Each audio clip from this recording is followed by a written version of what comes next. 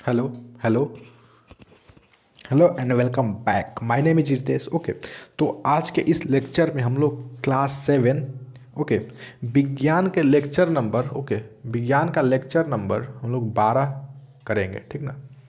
Okay, इससे हम लोग पीछे करीब करीब 11 लेक्चर कर चुके हैं और एक सिलेबस का लेक्चर, ठीक ना, एक इंट्रोडक्शन का लेक्चर, ठीक ना।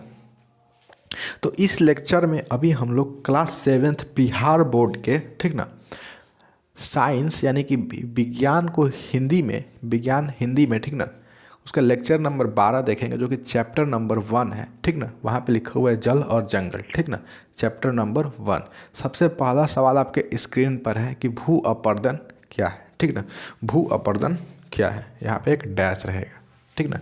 ये भी याद रखो, लेक्चर नंबर 12 है, इससे पहले 11 शूट हो चुके हैं और एक इंट्रोडक्शन लेक्चर था जो कि सिलेबस था, ठीक ना, वो शूट ऑलरेडी हो चुका है। चलो देखो, भू का मतलब क्या होता है।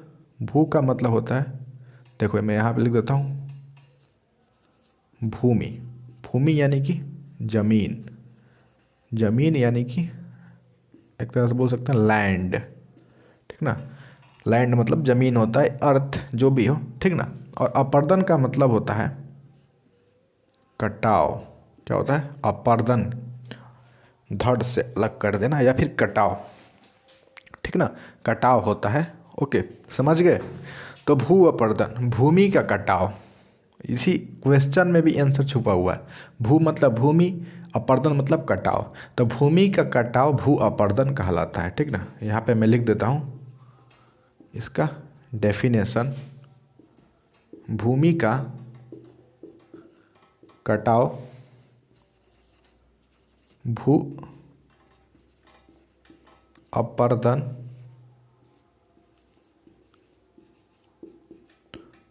कहलाता है, ठीक ना। यानी कि भूमि का कटाव भू अपर्दन कहलाता है। जैसे कहीं पे मिट्टी है, वो कट के बह गया, ठीक ना। जैसे पानी, बारिश आया और बारिश की वजह से वो कट के बह गया, तो उसे क्या बोलेंगे? भू अपर्दन। भू अपर्दन से यहाँ पे लिख देता हूँ, भू अपर्दन से मिट्टी, यहाँ पे मिट्टी लिख देता हूँ, ठीक ना, मिट्टी, मिट्टी खराब होती है, खराब होती है। देखो यहाँ पे जो भी, यहाँ पर जो मिनरल्स थे वो बह के कहीं और चले गए। एक तरह से ये फायदामंद भी है, ठीक ना, क्योंकि भू अपरदन से बना हुआ मतलब जो मिट्टी कट के, जो नदी अपने साथ या पानी अपने साथ जो बहा कर मिट्टी लाती है ना, उस पर खेती करते हैं ना, तो उस पर फसल हम लोग की अच्छी होती है। अच्छी क्यों होती है? क्योंकि वो बहुत सारे मिनरल्स को अपने साथ लेकर आती है, ठीक ना। उसमें हम लोग को खाद या ये सब डालने की ज़रूरत नहीं पड़ती है, ठीक ना। भू अपरदन, देखो यहाँ पे एक और सवाल है नीचे में, ठीक ना, लेकिन यहाँ पे है भू अपरदन, मिट्टी, भू अपरदन से मिट्टी खराब होती है, ठीक ना। अब भू अपरदन को कैसे रोक सकते हैं, यहाँ पे थोड़ा सा जगह नहीं है बट मैं लिख देता हूँ यहाँ पर, ठीक ना, कि भू अपरदन को कैसे रोका जा सकता है। मैं यहाँ पे लिख देता हूँ कि भू अपरदन, एक सवाल देकर, भू अपरदन को कैसे रोका जा सकता है। तो या तो पेड़ पौधे लगाकर, इसका सिंपल सा आंसर हो जाएगा पेड़ पौधे, पेड़ पौधे लगा कर। इसका और कोई दूसरा उपाय है ये नहीं है, ठीक ना। भू अपरदन अगर रोकना है ना तो पेड़ पौधा लगाना पड़ेगा, ठीक ना। अब देखो मैं फिर से एक बार डिटेल में बता देता हूँ। यहाँ पर भू अपरदन से मिट्टी खराब होती है, ऐसा क्यों? ऐसा क्यों होता है ना कि यहाँ के जो मिट्टी है ना वो कट के दूसरे जगह चल जाती है, यानी कि यहाँ के मिनरल्स बह के दूसरे जगह चल जाते हैं, जिसके वजह से हम लोग के जो मिट्टी है वो ख़राब हो जाती है, यानी कि उसमें फसल अच्छी नहीं होती है, ठीक ना। यहाँ के जो सूक्ष्म जीव थे वो भी बह के दूसरे जगह चले जाते हैं, जिसके वजह से जो फसल है वो अच्छी नहीं होती, यानी कि मिट्टी एक तरह से ख़राब हो जाती है, ठीक ना। अब देखो भू अपरदन को क्यों रोकना चाहिए, ठीक ना। भू अपरदन को रोकेंगे तो हम लोग की फसल अच्छी होगी, इसलिए रोकना चाहिए। और कैसे रोक सकते हैं, तो पेड़ पौधे लगाकर। अब पेड़ पौधे भू अपरदन को कैसे रोकते हैं, यानी कि भूमि के कटाव को कैसे रोकते हैं, तो कुछ इस तरह से, ठीक ना। क्यों, देखो वो क्या करते हैं, अपने जड़ों से मिट्टी को बांध के रख लेते हैं, ठीक ना। जैसे एक पेड़ है तो वो अपने जड़ से क्या करता है, देखो मैं यहाँ पे बना देता हूँ एक, ठीक ना। ये एक पेड़ है, ठीक ना, इसके अंदर में ऐसे शोर लगे रहते हैं, ठीक ना। तो ये क्या करता है, तो इतना जितना भी शोर रहता है ना, उतने शोर में जो भी मिट्टी रहती है ना, तो उसको पकड़ के मजबूती से रखता है, ठीक ना, ताकि पेड़ ना गिर सके। और इससे फायदा ये होता है ना, फायदा ये होता है कि मिट्टी नहीं कटती है, ठीक ना, और पेड़ भी सुरक्षित रहते हैं। तो इसके बचाव के लिए हम लोग एक ही काम कर सकते हैं कि पेड़ लगा सकते हैं। और पौधे भी क्या करते हैं, वो मिट्टी को पकड़ के रख सकते हैं, ठीक ना। देखो अगर कोई खेत में काम किया होगा ना, तो जिस खेत में घास लगे हुए हैं उस खेत को कुदारी से, मतलब अगर उसकी खुदाई करेंगे तो उसमें मेहनत ज़्यादा लगेगा। क्यों, क्योंकि वो घास जो है ना वो मिट्टी को पकड़ के रखे रहते हैं, उसको खुदाई करना मतलब थोड़ा मुश्किल होगा, ठीक ना, उसमें ज़्यादा मेहनत करना पड़ेगा। लेकिन अगर वहीं उसमें घास नहीं रहेंगे, ठीक ना, तो उसको खुदाई करना बहुत ही ज़्यादा, मतलब बहुत ज़्यादा, मतलब मुश्किल नहीं होगा, आसान होगा, ठीक ना। तो मैं सिंपल सा बोलूँ कि भू अपरदन को कैसे रोक सकते हैं, तो पेड़ पौधे लगाकर। अब पेड़ पौधे भू अपरदन को कैसे रोकते हैं, तो वो जड़ों से मिट्टी को पकड़ के रखते हैं, जिसके वजह से मिट्टी कटती नहीं है, ठीक ना। इसका यही आंसर है। चलो आगे बढ़ते हैं। वायुमंडल में गैसों की मात्रा संतुलित कैसे रहती है, ठीक ना। तो इसका आंसर मैं यहाँ पे देता हूँ, प्रकाश संश्लेषण से।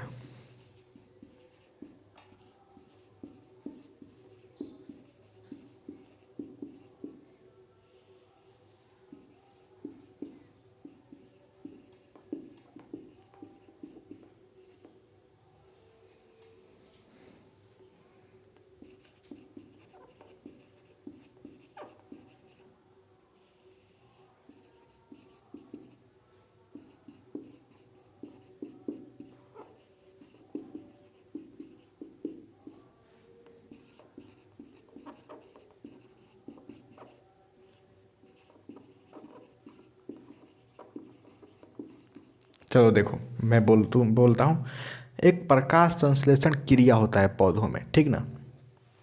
जब प्रकाश संश्लेषण होता है यानी कि दिन के समय में होता है, ठीक ना, तो जो प्रकाश संश्लेषण होता है ना, तो वो क्या करते हैं, वायुमंडल से CO2 गैस को सोख कर उसे O2 में परिवर्तित कर देते हैं, ठीक ना। और मनुष्य क्या करता है, O2 लेता है और उसे CO2 में बदल देता है, ठीक ना। तो इस तरह से हम लोग देखते हैं कि जो वायुमंडल में गैस है वो संतुलित रहती है, यानी कि CO2 की मात्रा भी निश्चित रहता है और O2 की मात्रा भी निश्चित रहता है, जिससे कि जीवन संभव हो पाता है धरती पे। अगर कोई भी एक ज़्यादा हुआ या एक दूसरा कम हुआ तो धरती पर जीवन मुश्किल हो जाएगा, ठीक ना, मुश्किल हो जाएगा। इसको और डिटेल में हम लोग आगे के लेक्चर में देखेंगे, ठीक ना, कैसे प्रकाश संश्लेषण क्या होता है, CO2 बढ़ जाएगा तब क्या होगा, ठीक ना। अगर CO2 बढ़ जाएगा तो गर्मी बढ़ जाएगी, ठीक ना, CO2 गर्मी बढ़ जाएगी क्योंकि गर्मी को पकड़ के रखता है। और अगर O2 बढ़ जाएगा तो भी हम लोग मारे जाएंगे, ठीक ना, क्योंकि पेड़ पौधे के लिए कार्बन डाइऑक्साइड गैस नहीं मिलेगा जितना चाहिए, तो पेड़ पौधे मरने लगेंगे। और मरेंगे पेड़ पौधे तो उतना ऑक्सीजन नहीं बन पाएगा, ठीक ना, और उतना ऑक्सीजन नहीं बन पाएगा तो हम लोग भी तो चले जाएंगे ना। तो देखो हर एक चीज़ एक दूसरे पर डिपेंड करता है, ठीक ना। जैसे पेड़ CO2 लिया और O2 दिया, उसी तरह हम लोग O2 लिए तो CO2 दिए, ठीक ना। तो ये O2 ये CO2 ना वापस पेड़ को जाएगा और O2 बनेगा, और ये O2 क्या होगा, वापस हम लोग को मिलेगा, ठीक ना। यानी कि एक दूसरे को हम लोग देते रहते हैं, लेते रहते हैं, ठीक ना, जिसके वजह से पर्यावरण संतुलित रहता है, ठीक ना, समझ गए।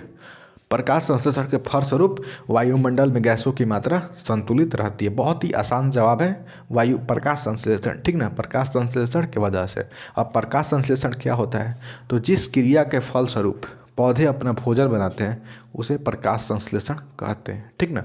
तो प्रकाश संश्लेषण के लिए स्पेशल एक लेक्चर सवाल लेंगे, ठीक ना, उसमें हम लोग देखेंगे। अभी तो ये सवाल हम लोग के सामने है कि वायुमंडल में गैसों की मात्रा संतुलित कैसे रहती है? तो हम लोग इसी का जवाब यहाँ पे लिखे हैं, ठीक ना। और इसी को हम लोग समझें कि प्रकाश संश्लेषण के फलस्वरूप, ठीक ना। अब प्रकाश संश्लेषण को आगे के देखेंगे आगे लेक्चर में, ठीक ना।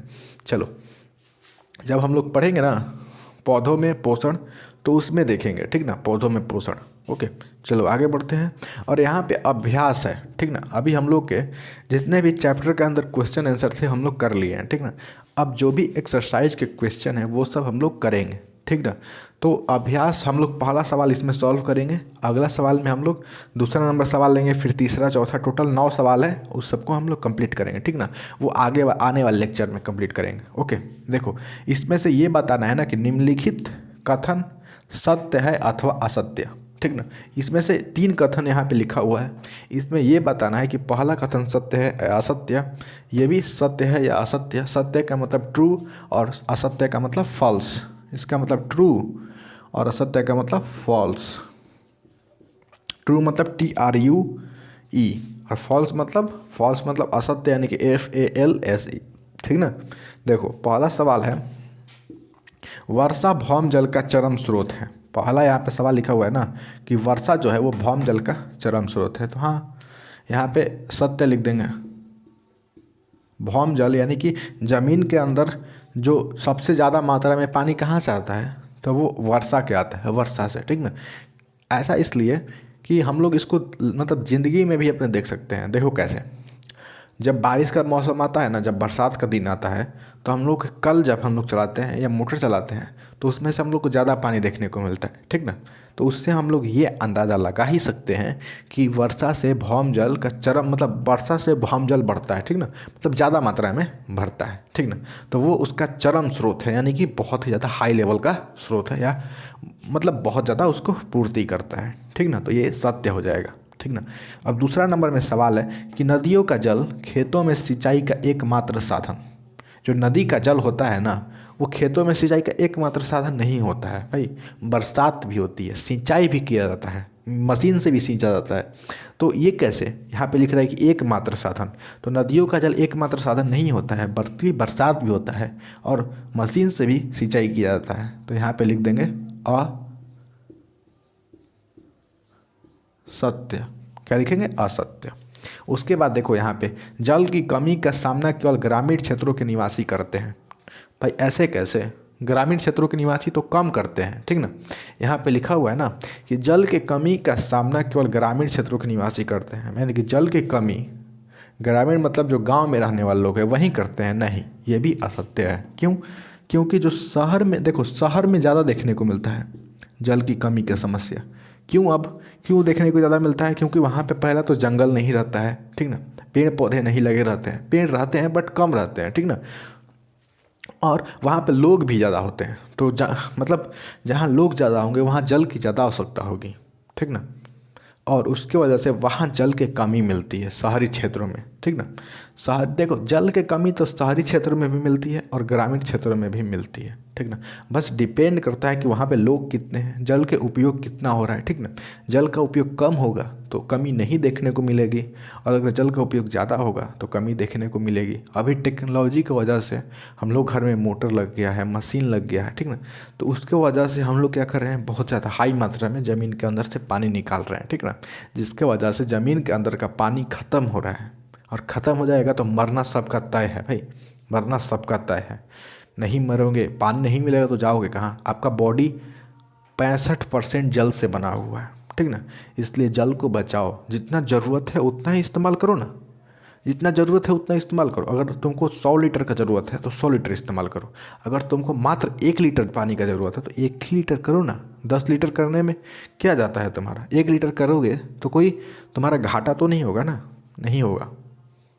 लेकिन अगर तुम मान लो 1 लीटर चाहिए और तुम 10 लीटर पानी बेकार कर रहे हो, तो वो तो तुम्हारा कोई फ़ायदा भी तो नहीं होगा ना उसमें, एक तरह से घाटा भी होगा, क्योंकि तुम्हारा मशीन चलेगा, तुम्हारा बिजली बिल आएगा, ठीक ना।